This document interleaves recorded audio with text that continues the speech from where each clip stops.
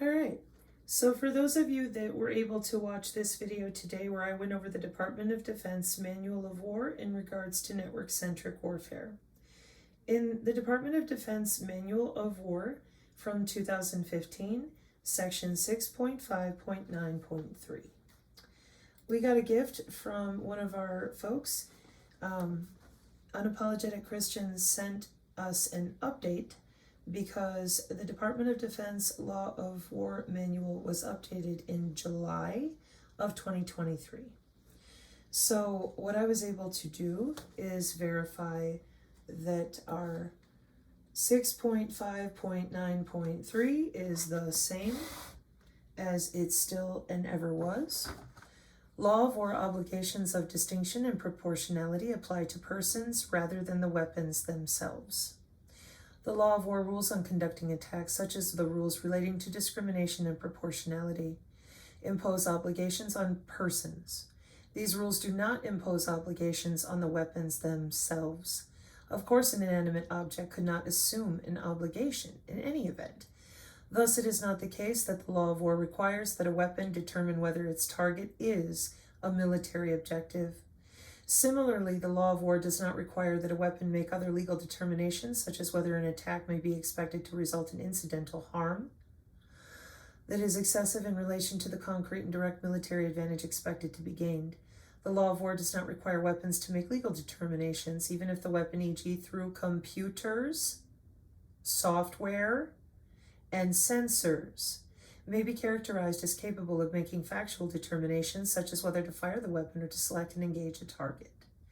Rudimentary autonomous weapons, such as mines, have been employed for many years now, and there has never been a requirement that such weapons themselves determine that legal requirements are met. Rather, it is persons who must comply with the law of war. For example, persons may not use inherently indiscriminate weapons.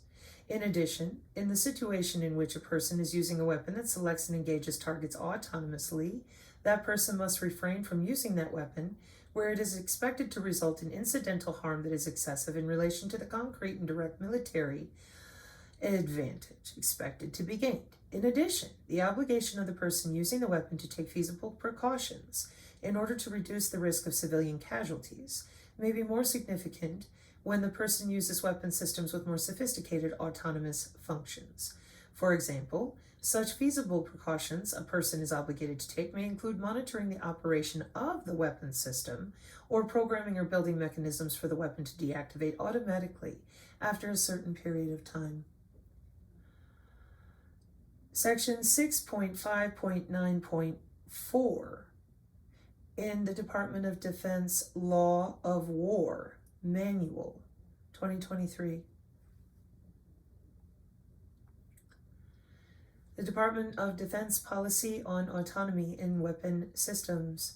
Department of Defense policy has addressed the use of autonomy in certain types of weapon systems under a 2012 policy. Certain types of autonomous weapon systems require an additional review by senior Department of Defense officials before formal development and fielding. In addition, the policy establishes rigorous standards for system design, testing of hardware and software, and training of personnel in the proper use of autonomous and semi-autonomous systems. Among other things, the policy requires that military commanders use autonomous and semi-autonomous weapon systems in a manner consistent with their design, testing, certification, operator training, and doctrine. U.S. domestic law may also be applicable to the development of autonomous functions in certain weapon systems. Now I'm going to scroll back up. This is section 6.5.9.4 in the Department of Defense Law of War Manual. And as you can see here at the bottom in 104, 105, 106, 107, in 108 it asserts directly, states very clearly, the same thing the synergists have been learning on the signage for 2.5 years. That would be the Department of Defense Directive 3009, Autonomy and Weapon Systems, from our college textbook series. And I wish to point out that we have well over 200 different synergists who have purchased the college textbook series that our channel is working from. So, synergists, I would really love to put together something special in regards to this, so be looking for a video on that. Anyways, Human Interaction, Emerging Technologies, and Future Systems 5 is the name of the college textbook that I've been pulling from for 2.5 years.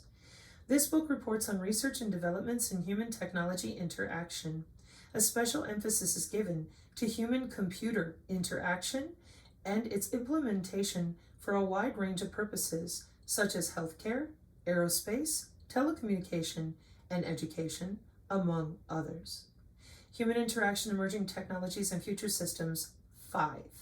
It was a symposium held, I think, in France, in August 27th to the 29th in 2021, and then and this other one was October 28th to the 30th, 2021.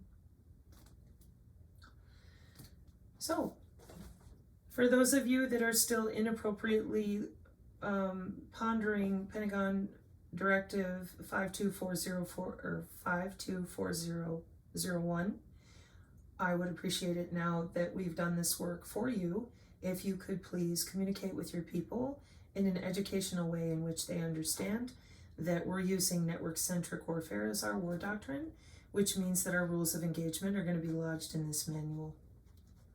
And I appreciate your time and all of you who are trying to help people actually understand what's going on. Again, and may you have a wonderful and decadent evening. Mark 5:36, amen.